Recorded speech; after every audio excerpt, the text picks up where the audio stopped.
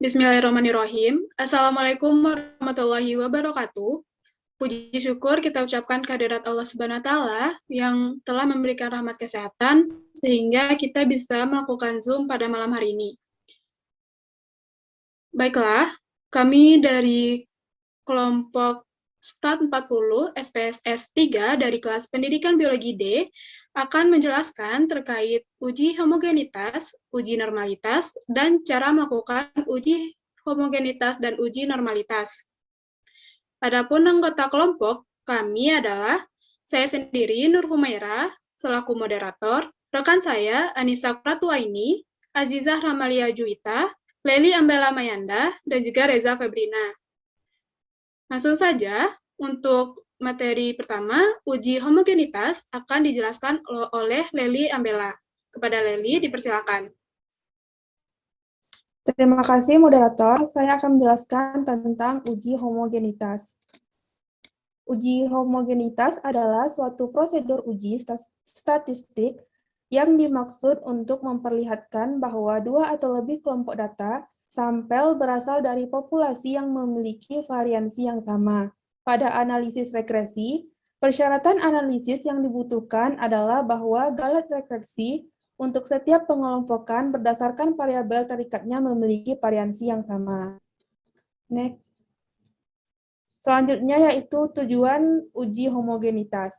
Uji homogenitas bertujuan untuk mencari tahu apakah dari beberapa kelompok data. Dengan kata lain, homogenitas berarti bahwa himpunan data yang kita teliti memiliki karakteristik yang sama. Next. Nah, selanjutnya yaitu konsep dasar uji homogenitas. Uji homogenitas adalah pengujian mengenai sama tidaknya variansi dua buah distribusi atau lebih uji, di mana uji ini biasanya digunakan sebagai syarat dalam analisis independen sampel, t-test, dan ANOVA. Sekian dari saya kembalikan kepada moderator.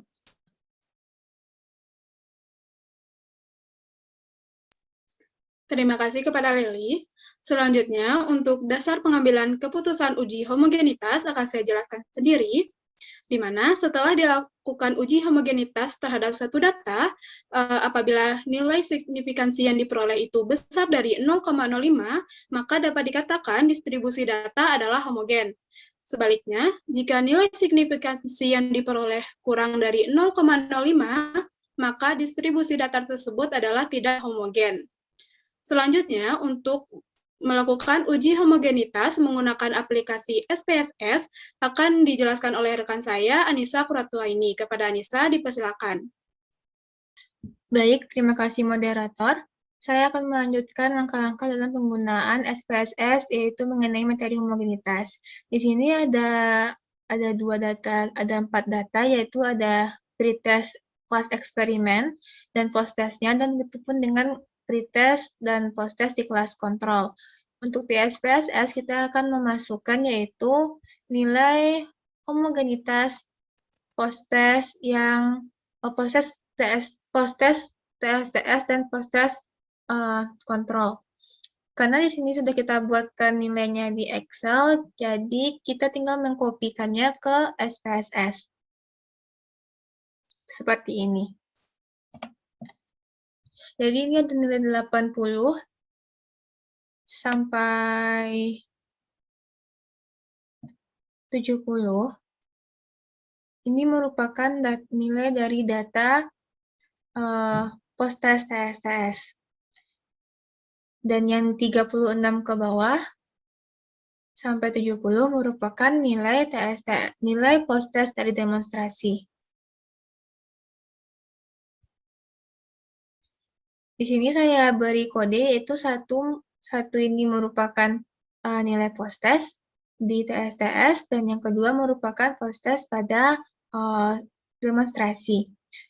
Kita buka variabel view. Untuk bagian name ini, kita memberikan name untuk post-test eksperimen. Saya menyingkatnya menjadi post-X, dan yang ini post-control. Lalu, desimalnya bisa kita kurangi, karena dia hanya menandakan kode, maka tidak usah pakai desimal, kita jadikan 0 kedua-duanya. Dan pada variabel di sini, kita memberikan nama. Di sini sebelum ini keluar dimasukkan, kita remove dulu.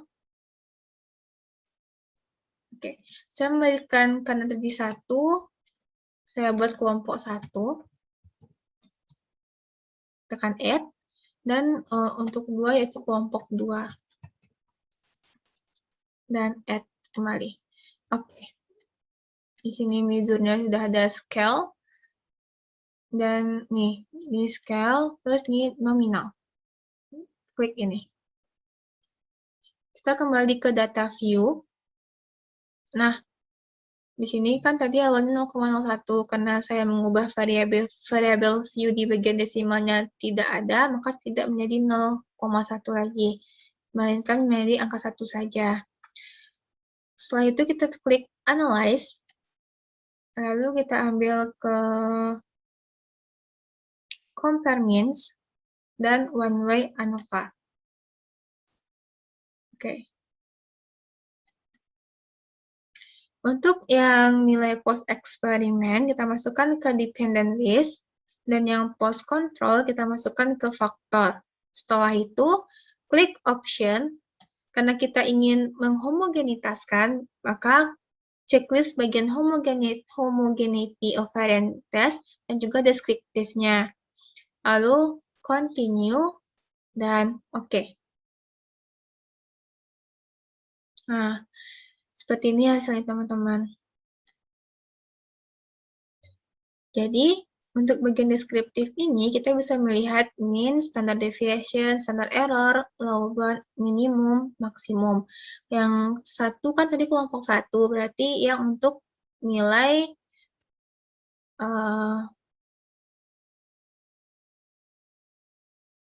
nilai post-test TSTS atau eksperimen.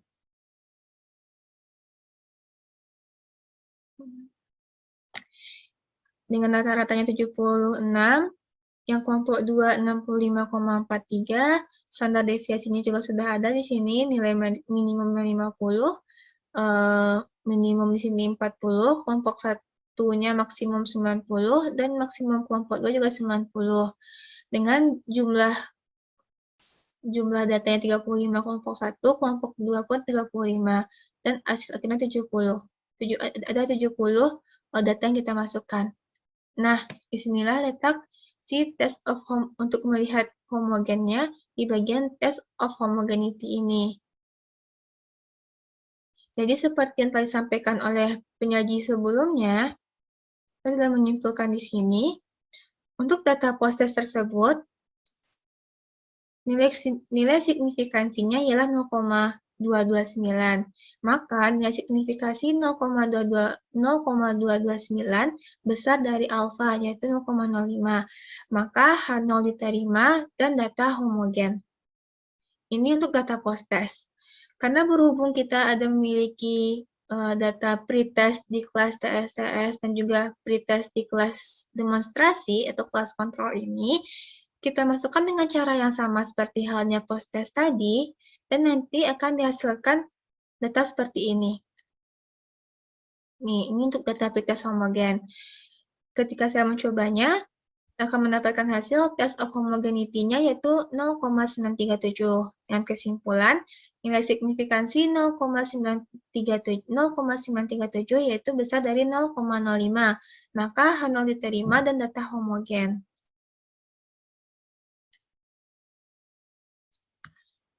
Baik, sekian penjelasan dari saya mengenai penggunaan SPSS dengan materi homogenitas. Saya kembalikan kepada moderator. Baik, terima kasih kepada Anissa. Selanjutnya untuk materi uji normalitas akan dijelaskan oleh rekan saya, Ezi. Kepada Ezi dipersilakan.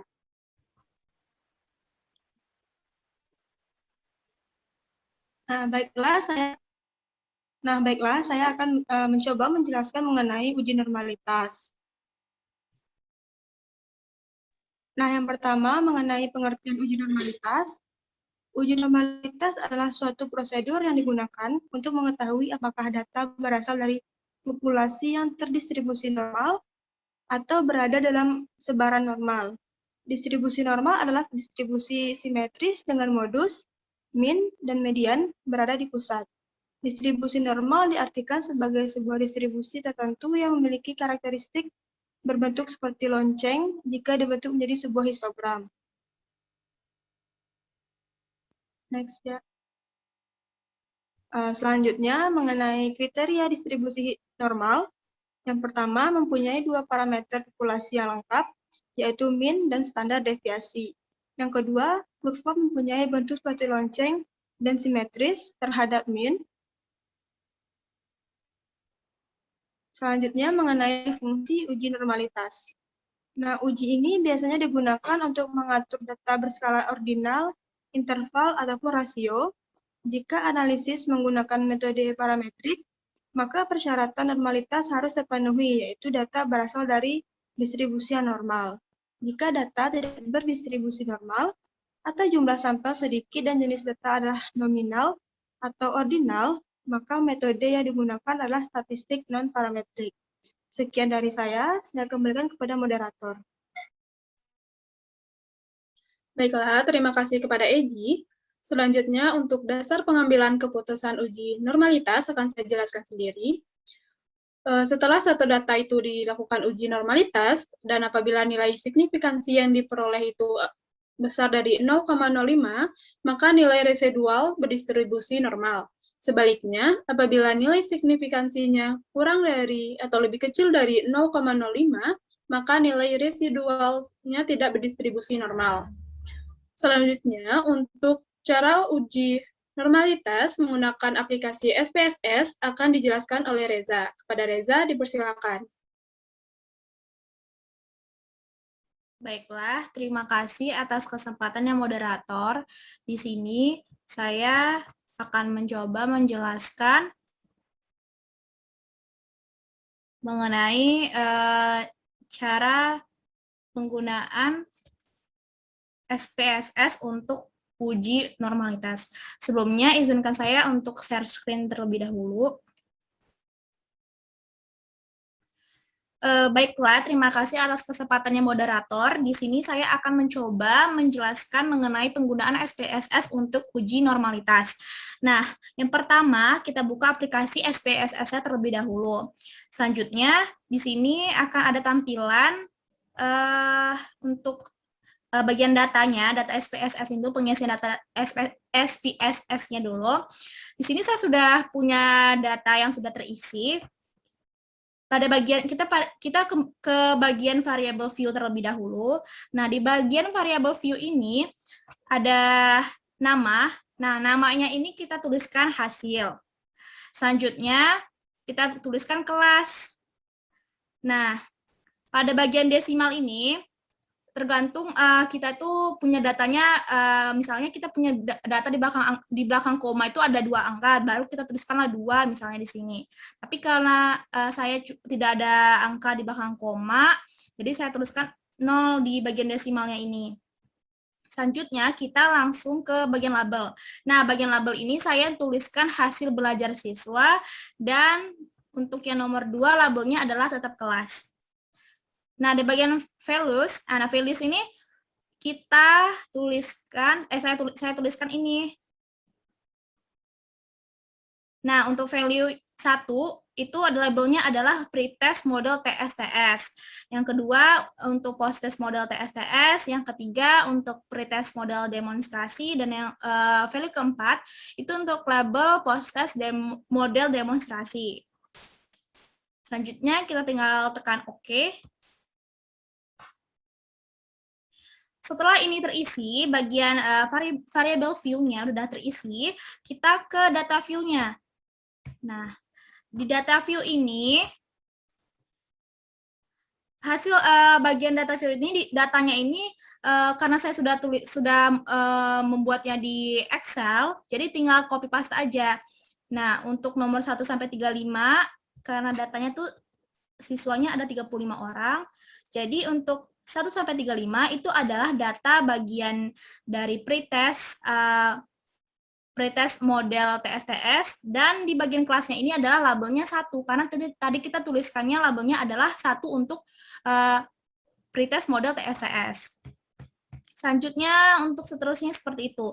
Nah, di nomor 36 sampai nomor 70 kita buatlah datanya itu adalah bagian dari post-testnya dari model TSTS. 71 sampai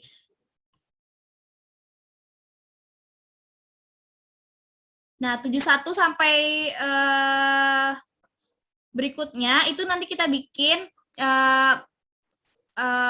data dari pretestnya model demonstrasi, dan seterusnya kita tuliskan data dari post testnya model demonstrasi. Dan untuk labelnya ini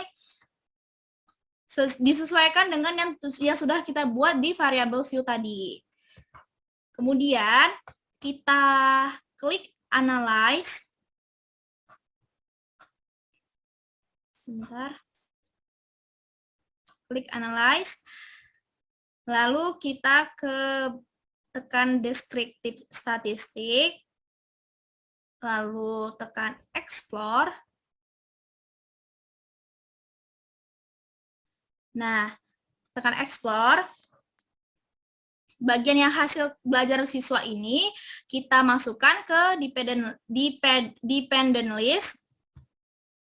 Nah, untuk kelas kita masukkan ke factor list. Lalu kita klik plots.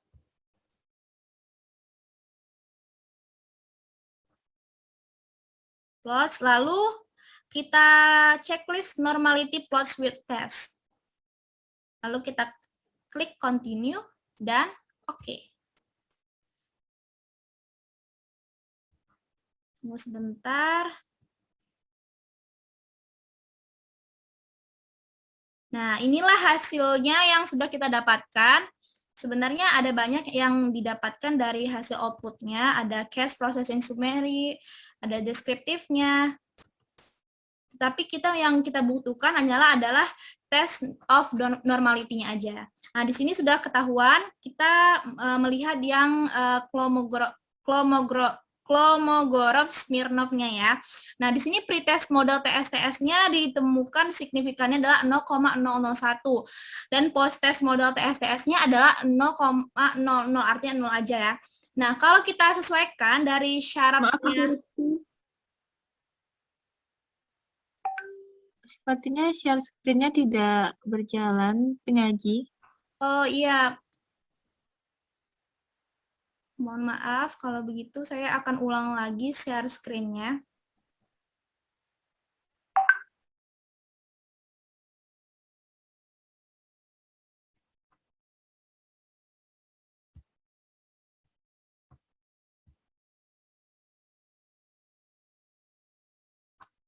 Apakah sudah terlihat hasilnya, output-nya, teman-teman? Sudah, penyaji. Oke, alhamdulillah kalau gitu. Nah, jadi lanjut lagi. Setelah kita mengklik OK,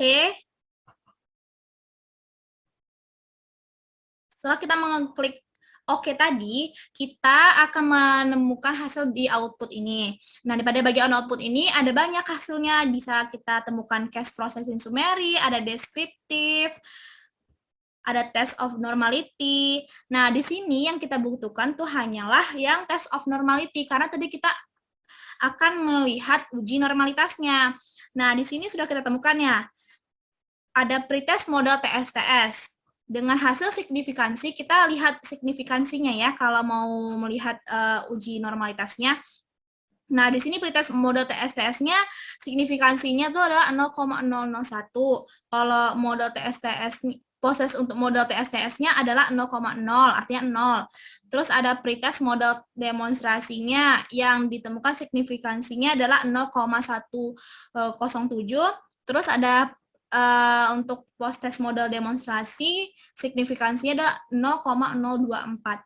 Jadi jika kita mau mengetahui apakah data kita ini terdistribusi normal, seperti yang sudah dijelaskan oleh teman saya tadi,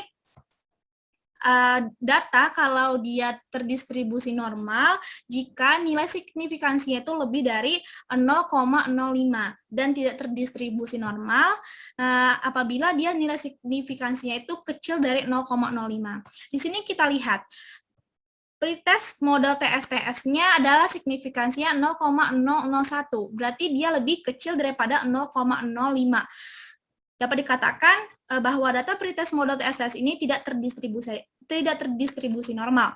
Lalu kita lihat post-test model TSTS-nya. Di sini signifikansinya ada 0. 0 berarti adalah kecil dari 0,05. Artinya, untuk data post-test model TSTS juga tidak terdistribusi normal. Selanjutnya kita lihat lagi yang pretest model demonstrasi.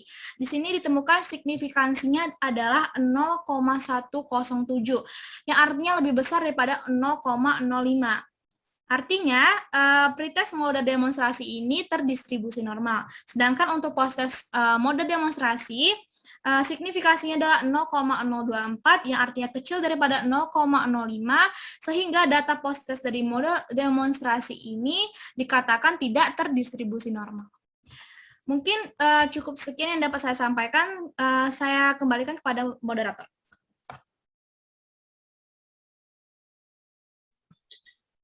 Baiklah, terima kasih kepada Reza. Dengan berakhirnya penjelasan dari Reza, maka berakhir pula penyampaian uji normalitas dan uji homogenitas menggunakan SPSS dari kelompok kami. Saya mewakili rekan-rekan yang lain, mohon maaf atas segala kekurangan maupun kesalahan selama jalannya Zoom, terutama pada saat penyampaian uji homogenitas dari rekan saya, di mana rekan saya tidak bisa mengaktifkan kamera dikarenakan gangguan jaringan. Mungkin sekian dari kelompok kami, lebih dan kurangnya saya mohon maaf. Saya akhiri dengan wabillahi taufiq wal hidayah. Wassalamualaikum warahmatullahi wabarakatuh.